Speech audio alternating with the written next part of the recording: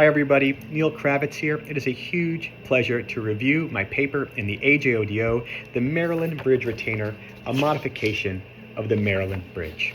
It's often challenging as an orthodontist when you have an adolescent patient with missing maxillary lateral incisors. The maxillary lateral incisors are missing in 2% of the population. Oftentimes these patients are given a flipper at the end of treatment, which they're required to wear for 4 or 5 years until they're skeletally mature enough to receive their fixed restoration. Patients will often lose the retainer or just stop wearing the retainer, and the canine roots will tip back into the edentulous space, and that patient will require a short phase 3 prior to their fixed restoration. There has to be an alternative.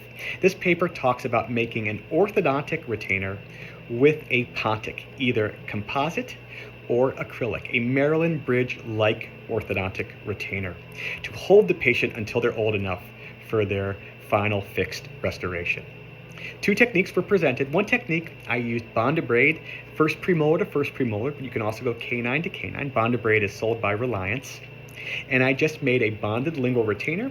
I spanned the edentulous space, and then I took flowable and I bonded it to the central and the canine and just built a pontic in the mouth that was bonded to the central and canine and overtop that lingual retainer as a scaffolding, and it made a chair-side pontic tooth. The second patient was far simpler. I just scanned the mouth and had the lab make the fixed retainer. I called it a Maryland Bridge-like retainer. I used AOA Labs in Wisconsin. This is a prepless technique. They just made a lingual retainer on the central and on the canine. They're not using a porcelain tooth. They're going to use an acrylic denture tooth. And that has the advantages because you can actually reshape the tooth or add a little composite to the tooth to get the perfect size if you need to.